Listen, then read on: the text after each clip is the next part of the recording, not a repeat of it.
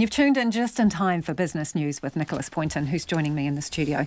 Nicholas, loan sharks, the government's, it's cracking down. Yeah, this is part of their move to sort of protect people from getting dragged down by insurmountable levels of debt. Currently, lenders, they do have a high level or a high obligation to ensure that borrowers are able to pay back the money they take on, but some lenders are shown to be more careful and diligent than others. That's the view of the Consumer Affairs Minister, David Clark. So as part of these new requirements, lenders will have to make consistent inquiries both of the borrower's needs and objectives. That's to ensure that they are taking on an appropriate amount of debt, and they also need to verify borrowers' income and expenses and be satisfied that these repayments won't put people into financial hardship. So these, on the back of this announcement, it's been applauded by many, but not everyone. RNZ Business, we spoke to a lawyer today who specialises in the financial sector, and he says this crackdown on lenders is going to add a lot of red tape. He says there's already adequate rules in place,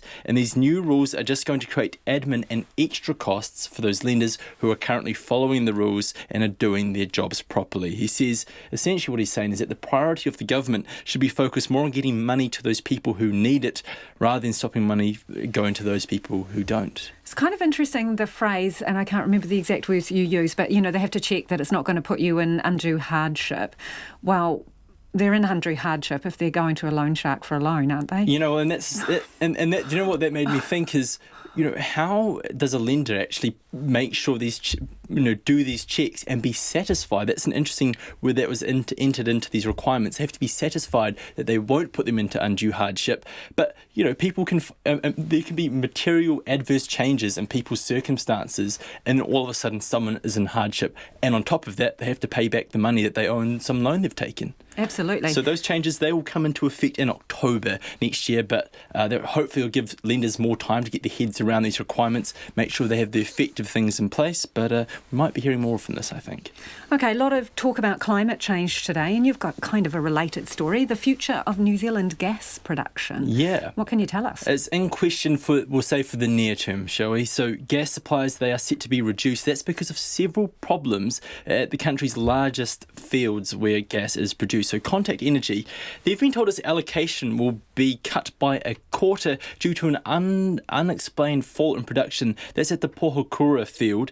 The field's operated, that's the Austrian-owned company, not Australian, OMV. They've been investigating what's been going on, but they haven't really been able to find out why at the moment. They say that the outlook for next year could lead to a 40% reduction in gas production, and people may be wondering how that will affect them. Well, in 2019, when there was an outage at the same field where there was reduced that led to reduced gas supplies, there was a sharp spike in wholesale electricity prices, and that affected thousands of New Zealanders. And it's not just this one field that's been affected. Production at the offshore Kupe field, which is our third largest in this country, they've had an equipment problem, so that's going to lead to a reduction in gas production as well. And this has led the gas lobby to come out and say that natural gas supplies are at risk, and they've used this as an opportunity to call for greater flexibility when it comes to those gas permits, because they say if we don't get these, we could be reliant on imports.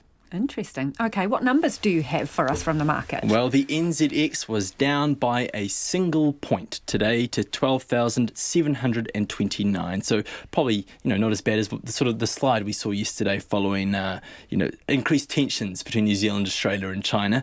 Our dollar is at 70.7 US cents, 95.7 Australian and 52.7 British pence. Thanks, Nicholas. Nicholas Poynton with our business update there.